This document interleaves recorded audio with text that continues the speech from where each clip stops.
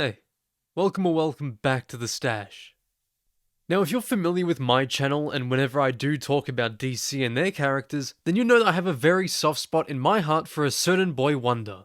Nightwing growing up always seemed to just catch my attention. Maybe it was the costume, maybe it was his personality, or maybe it was even how inspiring he was by becoming his own hero. For a while, his comics were just very painful to read, especially during his whole I got shot in the head and now can't remember who I am phase. God, what's with people named Dan just ruining so many good heroes? Anyway, to me at least, Tom Taylor in many ways saved Nightwing comics. He brought it back to a much needed recognizable state that we all knew and loved. He simply brought back our hero, and I just wish the same could be said for Spidey, but that's a topic for another day. I kept up with the books again and I was happily reading each release. However, I noticed past issue 100, things started to really dip for me in quality. And if I'm being honest, I actually stopped reading them again, especially during that whole pirate arc. I mean, does anyone really care about that? But then DC announced that Tom will be doing his final story on the title called Fallen Grayson. This was enough to get me to read again because I just wanted to see how this was all going to end. The first 3 parts were okay, but just nothing special, with the main thing that, anyone really remembers is just Bruce becoming Nightwing for a little bit. I was mostly optimistic going into the penultimate issue, but after actually reading it, let's just say I'm not that thrilled. So join us today as we go over Nightwing issue 117, Fallen Grayson part 4 of 5. But before we get into that, I just want to take a quick second to let you all know that here at The Stash, we are trying to reach 3,500 subscribers before the end of September. I know it's a huge ask, but with your help, I know we can do it. So if you're new around here and you like Nightwing or just comic content in general, feel free to stick around and maybe hit that subscribe button. But anyway, with all that being said, let's get straight back into the video.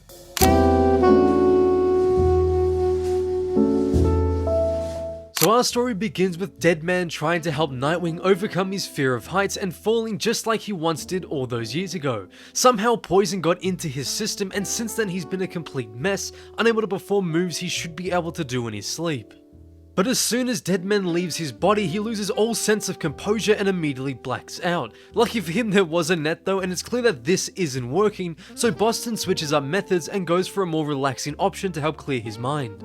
This gives Dick some time to really reflect over the recent events with his detective mind still going overload just trying to find some sort of a clue.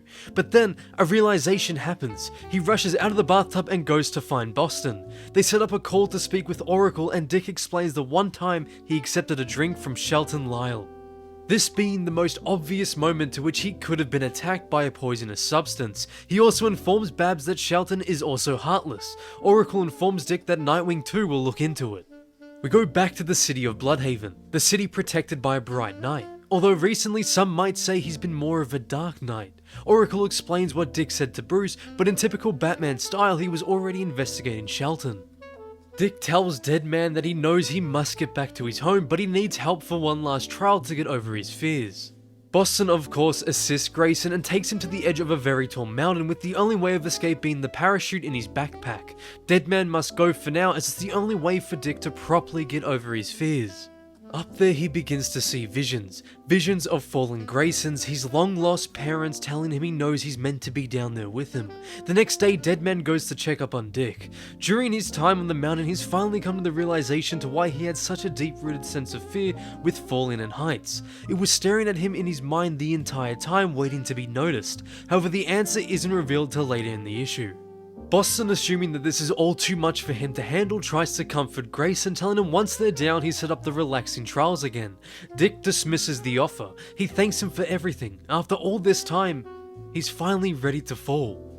Fast forward a week in Bloodhaven and Nightwing has made his long overdue return to his city. Barbara, overwhelmed with joy, jumps into his arms. Bruce is there too and the pair converse about his time at trying to be Nightwing. Bruce also continues by explaining his investigations. As we all knew, Dick was right about the poison and Heartless, however Shelton hasn't been seen in weeks. They plan to save all the children Heartless has hostage so the parents will no longer have a reason to work for him.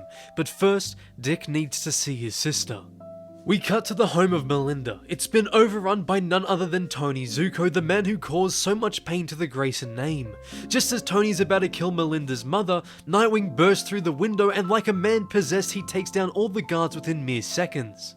Tony begins to run for his life and calls Heartless to know that Dick Grayson is back in Bloodhaven. Nightwing interrupts the call and begins bashing Tony.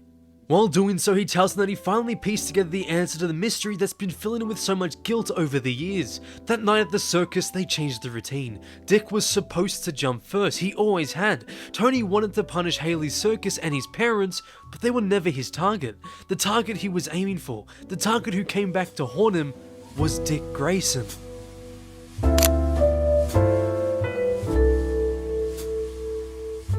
Now when it comes to the story of this issue and the overall Fallen Grayson arc, I think you can guess by now how I feel about it.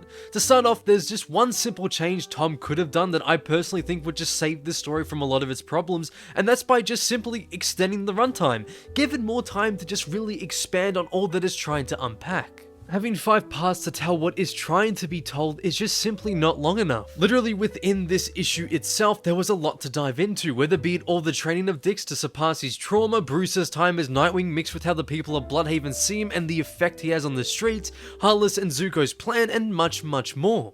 I mean, when we see Dick finally return, his going away clearly had a massive effect on Babs, so why couldn't we see more of it?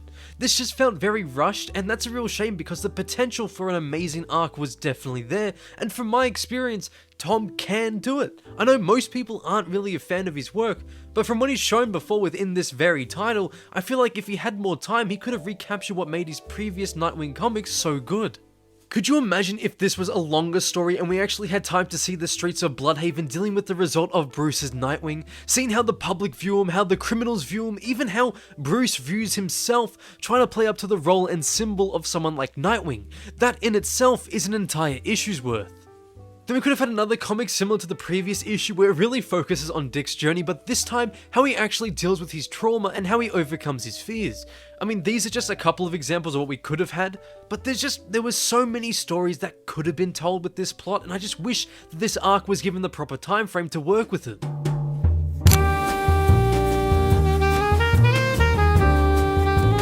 Now, I'm not gonna lie to you, but I really did not care for the big bombshell at the end. Whenever someone tries to retcon an origin story, it never sits right with me. You know, like that time Marvel tried with Spider-Man and just, what were they thinking? But anyway, the retcon here wasn't as big as an overhaul like that, yet it still changes a lot when it comes to the death of the Graysons. If this has truly been clawing at the back of Dick's mind for years on end, then I would have thought given the detective that he is, he would have been able to come up with this massive realization a lot sooner than he did. It's been around 10 years probably, and you know, now he finally has a fear of heights. The plot twist just, it would have worked better for me if it was when he was Robin, because at this point, I don't feel as if this really matters anymore. If you do a similar concept to when he was actually starting out as Robin, the impact would have been way better because it was still fresh off his parents' murder. But that's just my opinion, and unfortunately we got this instead. Okay, future me here, I'm adding this in way later into the editing process. I just sat on this for a bit because, like Dick Grayson, I needed a moment to reflect on the retcon. You know, retcons are always a bit of a double-edged sword, and most of the time, always someone will be unhappy. I do prefer retcons that add a layer to the story that wasn't there before, more so over retcons that just feel like they ruin things a bit. I don't mind Melinda with, you know, Tom's issues and the way that he characterizes her, but I'd be lying if I didn't say that her addition into the Nightwing story was stupid for me. But even though I prefer changes that do give the story more depth, I still think that this one was just pretty pointless, and like I said before, would have worked way better if he was still Robin. I hope that makes sense, but it probably doesn't. Anyway, moving on.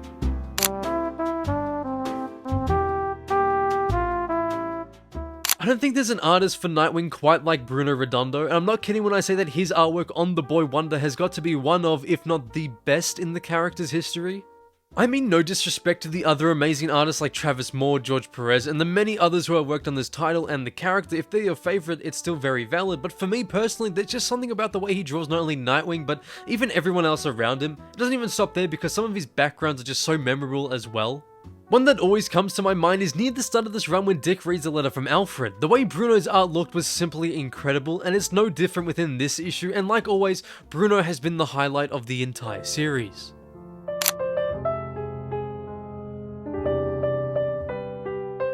Overall, this issue was unfortunately just very disappointing for me. With a story that had all the potential thrown away mostly due to a poor time frame, I honestly just wish we could see what this arc could have been if it was longer than 5 issues. Yes, the art here is fantastic, but it's not enough to carry a plot that's been sloppily thrown together. The worst part is we could have had something special, but instead we have to settle for a rather average at best issue within the Fallen Grayson arc.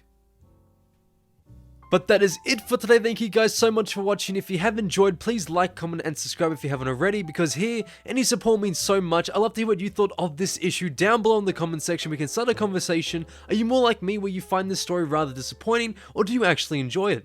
And lastly, be sure to tune in next time, same web time, same web channel. Thank you guys again for watching, and see you in the next one.